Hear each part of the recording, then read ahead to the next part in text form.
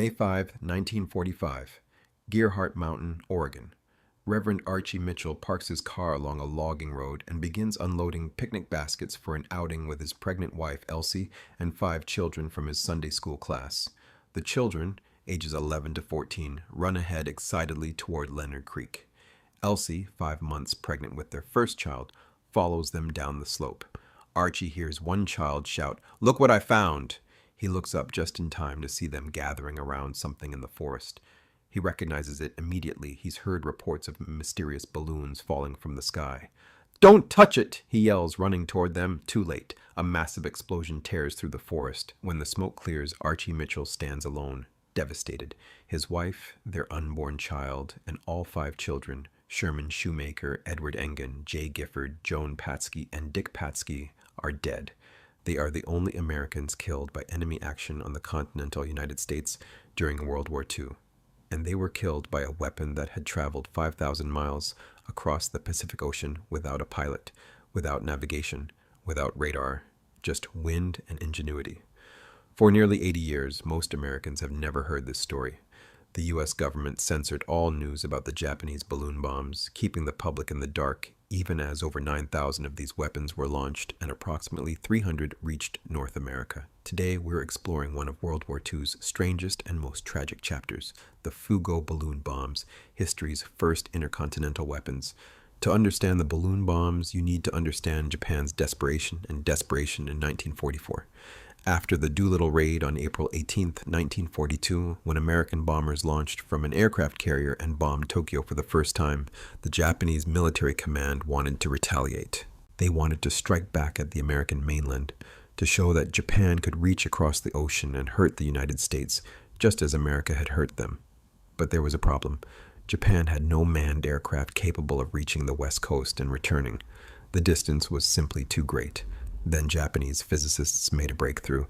They discovered the jet stream. At 30,000 feet, a powerful band of wind rushed from west to east across the Pacific at speeds of 100 to 200 miles per hour. If they could get a balloon to that altitude, the jet stream would carry it to the United States in just 3 days, without fuel, without pilots, without navigation. The concept was brilliantly simple and terrifyingly effective. The balloon bombs, officially designated Fugo, windship weapon, consisted of a hydrogen-filled balloon 33 feet in diameter, made from washi paper, traditional Japanese mulberry bark paper, an ingenious altitude control system using sandbags and a barometric altimeter, 4 incendiary bombs designed to start forest fires, one 33-pound anti-personnel high-explosive bomb. Here's how the altitude control system worked.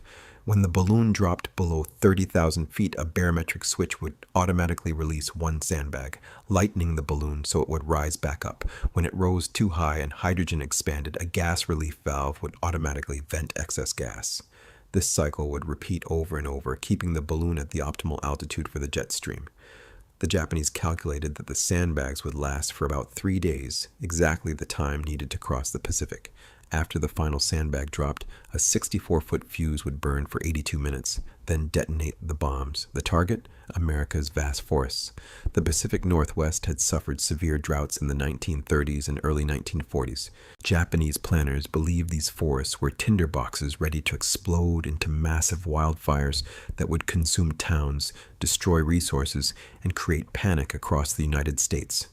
Building 9,000-plus EOS balloon bombs required an enormous manufacturing effort and a workforce that didn't know what they were making. The balloons themselves were works of art and engineering. Each envelope required hundreds of pieces of washi paper, carefully cut and glued together with potato paste by hand. The paper had to be layered in a specific pattern to create a strong, lightweight, gas-tight envelope, capable of withstanding the extreme cold and pressure changes at 30,000 feet. Who built them? Thousands of Japanese schoolgirls, teenage girls from schools across Japan were conscripted as part of the total war effort. They worked in large halls, carefully cutting paper squares and gluing them together with edible potato paste. In war-ravaged Japan, where food was scarce, the availability of potato paste was actually a production problem. The girls were hungry enough that significant quantities disappeared into their mouths rather than onto the balloons. The girls had no idea what they were making. They were told only that they were contributing to the war effort, creating materials for the balloon project. Most assumed they were making weather balloons or observation devices. They certainly didn't know they were building weapons designed to kill American civilians. The final assembly was conducted at 3 launch sites along Japan's eastern coast: Ichinomiya, Nakoso, and Otsus. Each launch required approximately 30 men and 30 to 60 minutes to inflate, load, and release a single balloon. The Japanese military planned to launch 10,000 balloons during the winter of 1944-1945, when jet stream winds were strongest.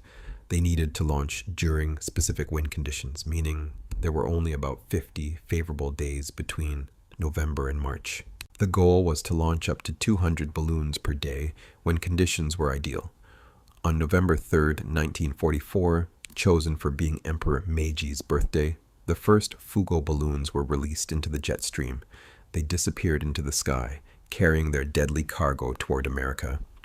3 days later, on November 4th, 1944, a U.S. Navy patrol ship discovered the first balloon floating in waters off San Pedro, California. The crew recovered it for analysis. Then came November 14th, balloon fragments found off Hawaii. December the 6th, an explosion heard near Thermopolis, Wyoming. A bomb crater discovered. December 11th, an intact balloon found near Kalispell, Montana. December 31, another balloon near Estacada, Oregon. Reports began flooding in from across the western United States: Wyoming, Montana, Alaska, Oregon, California, Washington, even as far east as Michigan. Forest rangers and local authorities had no idea what these devices were. The paper construction, the Japanese markings, the sophisticated altitude control mechanism, it was all completely unexpected. The U.S. military quickly realized what was happening. Japan had launched an intercontinental attack using an entirely new weapon system. Military intelligence investigators collected evidence from the balloon sites. Analysis of the sand used in the ballast bags through geological detective work examining microscopic marine organisms revealed the sand came from beaches in the south of Japan, near Ichinomiya, helping narrow down the launch sites. The military also recognized the strategic intent. The incendiary bombs were designed to start forest fires in the Pacific Northwest during the dry winter season, when fires could spread easily and become uncontrollable. But there was a problem. How do you defend against a weapon that has no pilot, no electronics to jam, and arrives unpredictably across thousands of miles? You can't shoot down what you can't predict. The military deployed radar surveillance, aircraft patrols, and over 2,000 personnel in Project Sunset to track and recover the balloons. They coordinated with forest rangers and local law enforcement to locate crash sites. On January 4, 1945, the U.S. Office of Censorship made a controversial decision that would prove both brilliantly effective and tragically costly, and they sent a confidential memo to newspaper editors and radio broadcasters asking for complete silence about the balloon bombs. No publicity, no stories, no warnings to the public. The reasoning was strategic. If the Japanese learned their balloons were reaching America and causing concern, they would continue and possibly intensify the campaign. But if Japan received no confirmation that any balloons were successful, they might conclude the weapon was worthless and abandon it. The gamble worked, perhaps too well. American newspapers and radio stations cooperated almost perfectly. A few early reports slipped through in late 1944, but after January 1945, the blackout was total. Even when balloons were found, even when explosions occurred, the media reported only explosions of undetermined origin, or said nothing at all. In Bly, Oregon, locals who knew about the May 5th tragedy were asked to remain silent. They complied, heartbroken but obedient.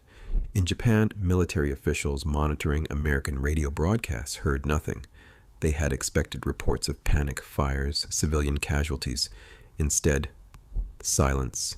Japanese officers later told the Associated Press, "We finally decided the weapon was worthless and the whole experiment useless because we had repeatedly listened to radio broadcasts and had heard no further mention of the balloons."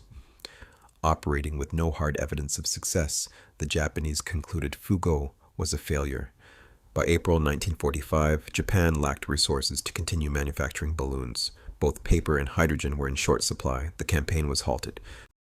The last balloon was launched on April the 20th, 1945. But here's the tragic irony. The Bly tragedy occurred on May 5th, 1945, 2 weeks after the last balloon was launched. The censorship had worked so well that the Japanese canceled the program just before it claimed its only victims. Let's return to that terrible day, May 5th, 1945. Reverend Archie Mitchell was 27 years old, newly arrived in the small logging town of Bly, Oregon, as pastor of the Christian and Missionary Alliance Church. His wife, Elsie, was 26, 5 months pregnant with their first child. Looking to deepen their roots in the community and enjoy the beautiful spring weather, the Mitchells invited 5 children from their Sunday school class on a fishing and picnic outing to nearby Gearhart Mountain in the Fremont National Forest. The children were Sherman Shoemaker, 11 J. Gifford, 13 Edward Engen, 13 Joan Patsky, 13 Dick Patsky, 14. After driving up the logging road, they found their preferred picnic spot blocked off, so they continued to Leonard Creek. Archie stopped the car and began unloading picnic baskets and fishing rods. The eager children jumped out and ran toward the creek with Elsie following. While Archie was getting supplies from the car, he heard one child exclaim, "Look what I found!" Archie looked up and saw them gathering around something on the ground, something that looked like a collapsed balloon with ropes and metal attachments. He had heard rumors of Japanese balloons. His blood went cold. "Don't touch it," he shouted, running toward them. The explosion ripped through the mountain forest. When the smoke cleared, all 6 were dead, killed instantly by shrapnel from the fragmentation bomb. A forest ranger who happened to be in the vicinity heard the blast and rushed to the scene. What he found was devastating. Archie Mitchell, his clothes smoking, kneeling over his wife's body, trying to beat out the flames on her dress with his bare hands. The 5 children lay scattered around a smoldering crater like spokes on a wheel. Archie Mitchell, in shock and grief, would later say, "I realized something had happened, that I'd lost my wife." They had been married less than a year. U.S. military investigators arrived at the scene immediately. They recognized the weapon components, a Fugo balloon bomb. But they faced a dilemma. The censorship directive was still in effect. Revealing the cause of the deaths might help Japan understand their weapon was reaching America, but keeping it secret meant more Americans might encounter unexploded balloons and suffer the same fate. The Klamath Falls Herald and News published a front-page story on May 7th, but reported only that the 6 were killed by an explosion of unannounced cause. Local residents who knew the truth were asked to remain silent, and they did, even though it meant lying to friends and family. Finally, on May 22, 1945, 17 days after the tragedy, the War Department issued a public statement confirming the existence of Japanese balloon bombs and warning Americans to avoid any strange balloons they might encounter. But by then, it was too late. The only American deaths from enemy action on the continental United States during World War II had already occurred.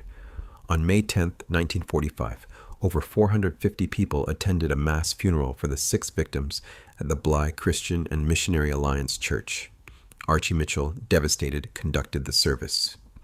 When a stone monument was dedicated at the site on August 20th, 1950, Oregon Governor Douglas McKay said the victims were casualties, just as surely as if they had been in uniform.